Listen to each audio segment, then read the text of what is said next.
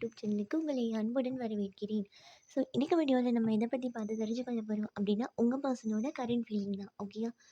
So அதை பற்றி தான் இன்றைக்கி பார்த்து தெரிஞ்சுக்கொள்ள போகிறோம். ஸோ நான் அது கூட ஏஞ்சல் டெக்கும் எடுத்துகிட்டு வந்திருக்கேன். ஸோ ஏஞ்சல் டெக்லேருந்து ஃபர்ஸ்ட் என்ன ஆன்சர் கொடுக்குறாங்க அப்படிங்கிறத பார்த்துட்டு அப்புறம் இந்த டெக்லேருந்து பார்த்து தெரிஞ்சுக்கொள்ளலாம். ஸோ அதுக்கு முன்னாடி உங்களுக்கு பர்சனல் ரீடிங் வேணும் அப்படின்னா மேலே இருக்க வாட்ஸ்அப் இல்லைனா இன்ஸ்டாகிராமுக்கு டிஎம் பண்ணி பர்சனல் ரீடிங் வந்து பெற்றுக்கொள்ளுங்க. நீங்கள் எந்த கண்ட்ரியாக இருந்தாலுமே பரவாயில்ல, ரொம்பவுமே ஈஸியான வகையில் உடனுக்குடன் ரீடிங் வந்து பெற்றுக்கொள்ளக்கூடியதாக இருக்கும். ஓகே, ஸோ நம்ம இப்போ ரீடிங்குள்ளே போயிடலாம். ஃபர்ஸ்ட் வந்து ஏஞ்சல் டெக்லேருந்து உங்கள் நபர் உங்களை பற்றி என்ன நினைக்கிறார், அவரோட கரண்ட் ஃபீலிங் என்னவா இருக்குது அப்படிங்கிறதுக்கு அவங்க சைட்லேருந்து என்ன சொல்கிறாங்க அப்படிங்கிறத ஃபர்ஸ்ட் நம்ம பார்த்து தெரிஞ்சுக்கணும்.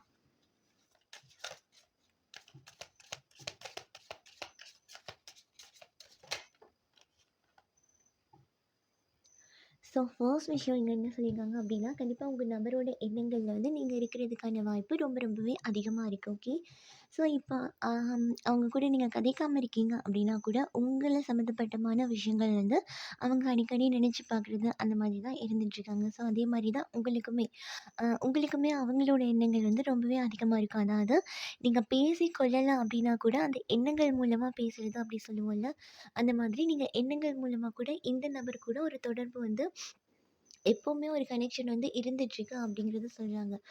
பட் இது இன்னொரு விஷயம், இந்த நபர் கூட நீங்கள் வந்து நோ கான்டாக்டில் இருக்கீங்க அப்படின்னா கண்டிப்பாக இவரோட தொடர்பு கொள்றதுக்காக உங்களோட ஃப்ரெண்ட்ஸோட ஹெல்ப்பெல்லாம் நீங்கள் கேட்கலாம். ஓகே, ஸோ நீங்கள் அவங்களோட ஹெல்ப் கேட்கும்போது கண்டிப்பாக இந்த ரிலேஷன்ஷிப்பை வந்து அடுத்த கட்டம் வந்து நகர்த்தி எடுத்துகிட்டு போக முடியும். ஓகே, ஸோ இங்கே பார்க்கும்போது உங்கள் நபர்களுமே அந்த மாதிரி ஒரு ஹெல்ப்காக வெயிட் பண்ணுறாங்க அப்படிங்கிற மாதிரி தான் இங்கே என்னால் பார்க்க முடியுது. ஏன் அப்படின்னா இப்போ உங்ககிட்ட வந்து சேரணும் அப்படின்னா கூட டைரெக்டாக வந்து சேர முடியாமல் இன்னொருத்தரோட ஹெல்ப் இருந்தால் மட்டும்தான் உங்ககிட்ட வந்து சேர முடியும் அப்படிங்கிற எண்ணங்களாக கூட இருக்கிறதுக்கான வாய்ப்பு ரொம்ப அதிகமாகவே இருக்குது. ஓகே, ஸோ நம்ம இந்த இடத்துல இருந்து அவங்களோட கரண்ட் ஃபீலிங் உங்களை பற்றி என்ன நினச்சிட்டு இருக்காங்க அப்படிங்கிறத பார்த்து தெரிஞ்சுக்கலாம்.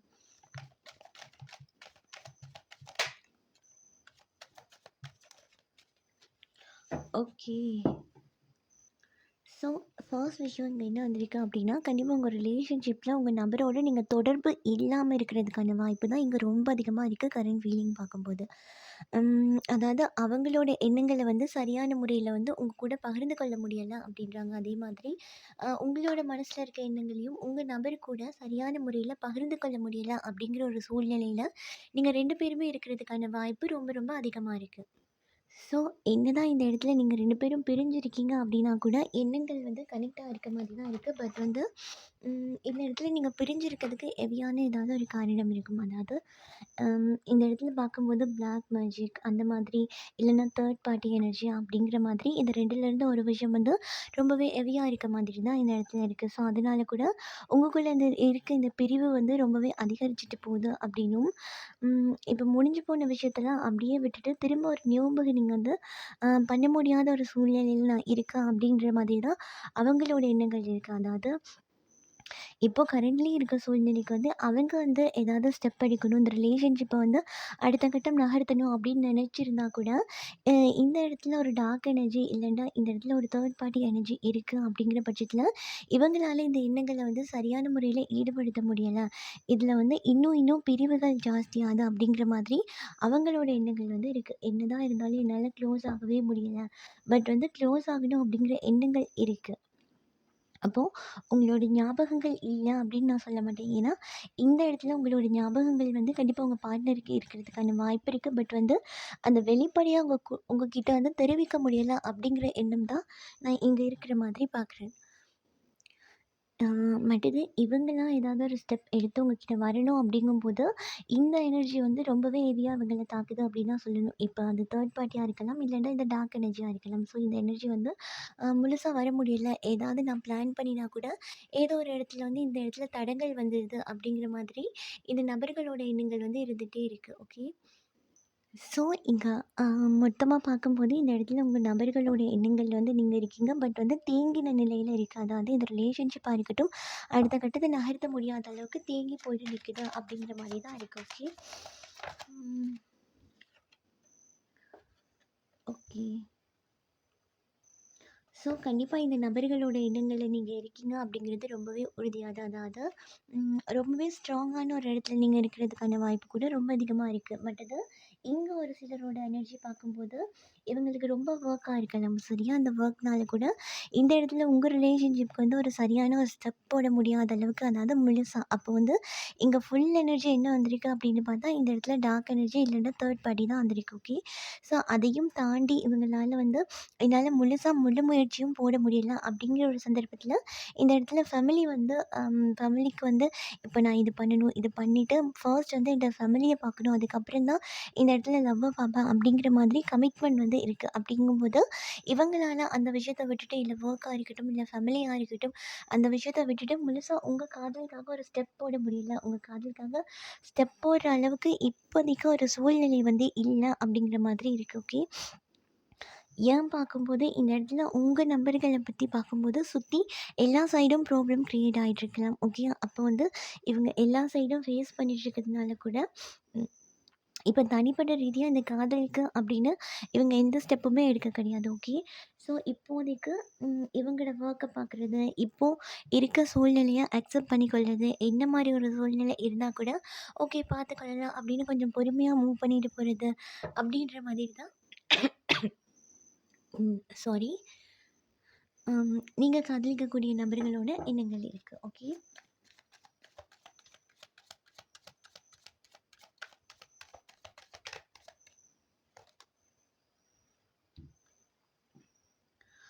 ஓகே. ஸோ இங்க எல்லா சைடும் பார்க்கும்போது, இப்ப நான் சொல்லியிருந்தேன்ல இந்த தேர்ட் பார்ட்டி அப்படின்னு, இந்த தேர்ட் பார்ட்டி அப்படிங்கிறது ஒரு பொண்ணா இருக்கிறதுக்கான வாய்ப்பு இருக்கு. அப்போ இவங்க வந்து என்ன பண்றாங்க அப்படின்னா, இவங்களுக்கு இப்ப ஏதாவது ஒர்க் குடுத்து ஒரு இடத்துல ஸ்டாப் பண்றது, இல்லாது ஏதாவது ஒரு செயல பண்ணி இந்த இடத்துலேருந்து மூவ் பண்ண விடாம, அதாவது யோசிக்க முடியாம, இந்த ரிலேஷன்ஷிப்ப பத்தி ஸ்டெப் எடுக்க முடியாத மாதிரி ஒரு சில சந்தர்ப்பங்கள ஏற்படுத்துறது அப்படின்னு சொல்லி, ஏதோ ஒரு பிளாட்டிங் எனர்ஜில வந்து இந்த தேர்ட் பார்ட்டியா இருக்கக்கூடிய நபர்கள் வந்து இருக்காங்க. ஓகே. அதாவது உங்களோட நபர வந்து கண்ட்ரோல் பண்றதுனால கூட இவங்களால வந்து முழு ஸ்டெப்பும் எடுக்க முடியல. ஓகே.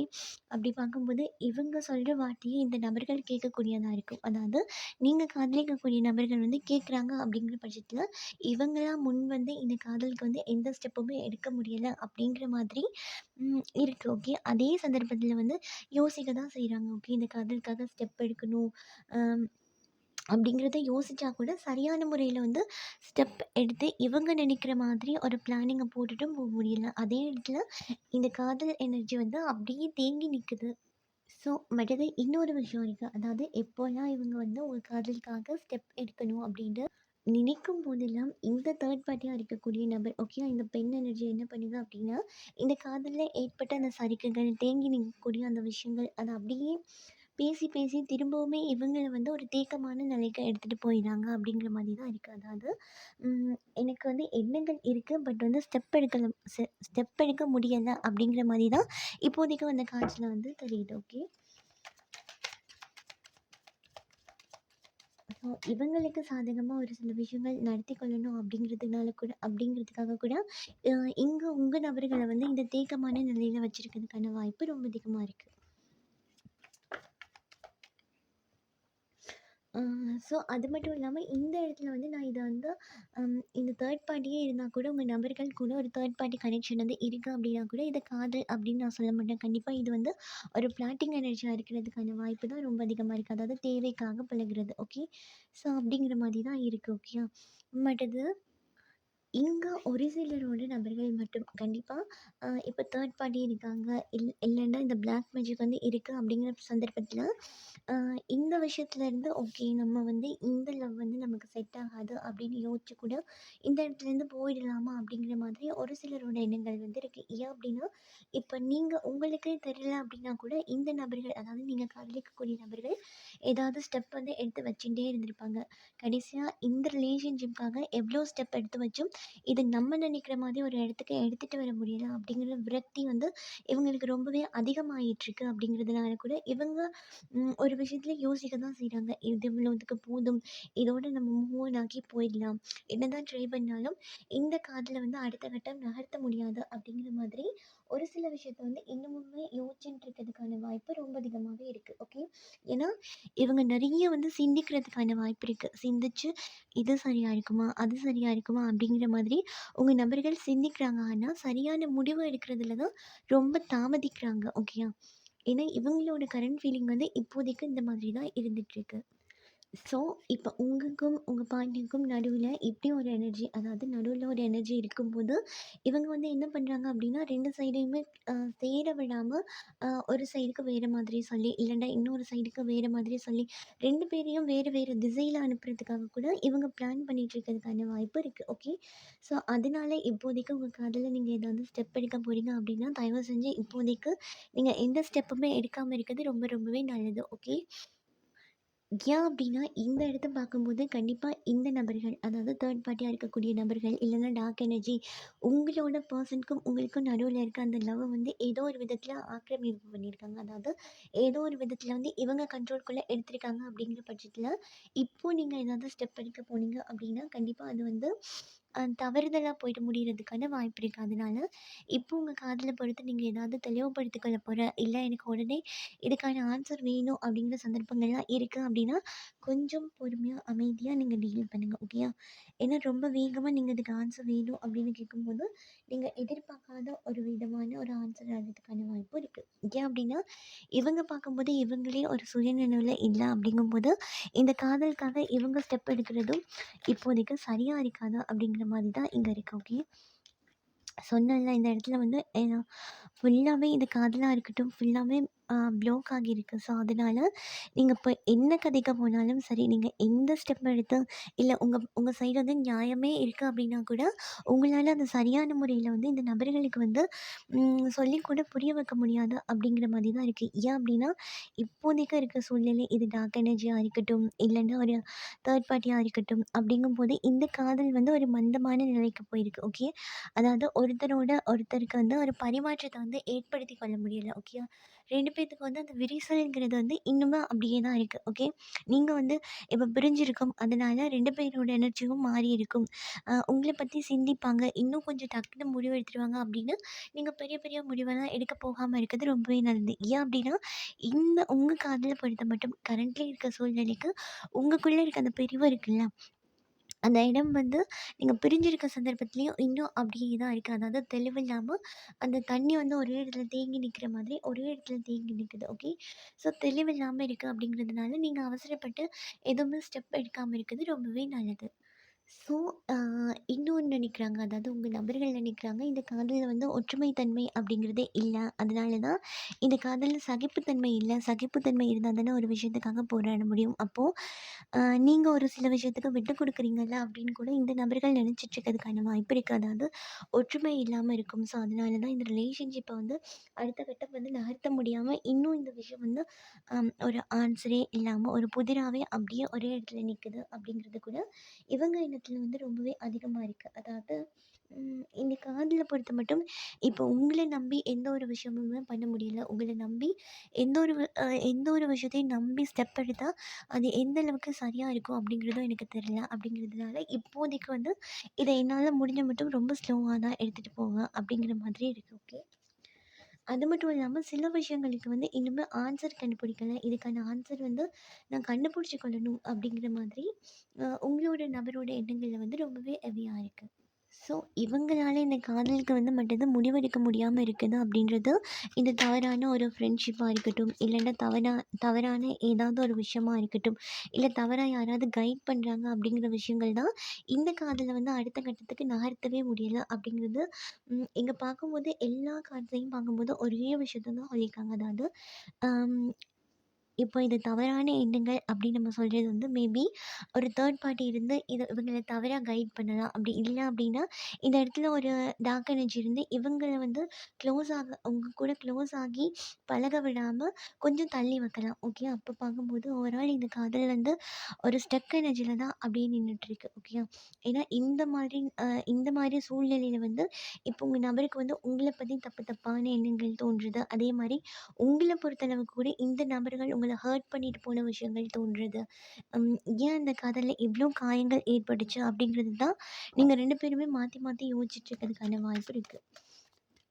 ஏன்னா, அவங்க எண்ணங்கள்ல கூட இந்த ஹர்ட் ஆன மூமெண்ட் தான் இன்னமும் நினைச்சிட்டு இருக்காங்க. ஓகே. இங்க ஒரு சிலரோட பார்ட்னர் வந்து இந்த ஹர்ட் ஆகியிருக்காங்க. அதாவது காயப்படுத்தின சூழ்நிலைகள் வந்து இருந்திருக்கு. அதே மாதிரி சில விஷயங்கள்ல தெளிவில்ல அப்படிங்கும்போது, இவங்க கொஞ்சம் ஈகோவா இருக்கிறதுக்கான வாய்ப்பும் இருக்கு. அதாவது இப்போதைக்கு நான் எதையும் போய் கேட்க விரும்பல.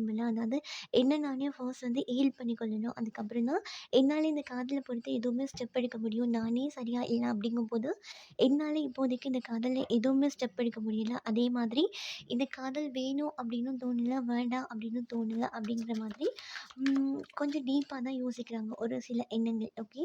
ஆனா இங்க வந்து நீங்க வந்து அம் கொஞ்சம் பொறுமையா இருக்கிறது ரொம்பவே நல்லது. அதாவது இப்பவும் எனக்கு வந்து இந்த விஷயத்துக்கு தெளிவு வேணும். இப்போ இந்த விஷயத்துக்கு ஆன்சர் வேணும் அப்படின்னு நீங்க கேட்குறது, அம் என்ன சொல்றது? இப்ப நீங்க போய் கதைக்க போனீங்க அப்படின்னா கூட, இந்த நபர்களோட எண்ணங்கள்ல வந்து ஒரு ஃப்ளாட் பண்ற மாதிரியே இருக்கும். அதாவது ஒரு சூழ்நிலை, சந்தர்ப்பத்துக்காக நீங்க கதைக்க வாரீங்க அப்படிங்கிற மாதிரி ஒரு நல்ல விஷயத்த கூட இந்த நபர்கள் தப்பா புரிஞ்சு கொள்றதுக்கான வாய்ப்பு இருக்கு. ஓகேயா? ஸோ அதனால தான் ஏன்னா இவங்களோட எண்ணங்களே சீரா இல்ல, ஒரு சமநிலையாவே இல்ல.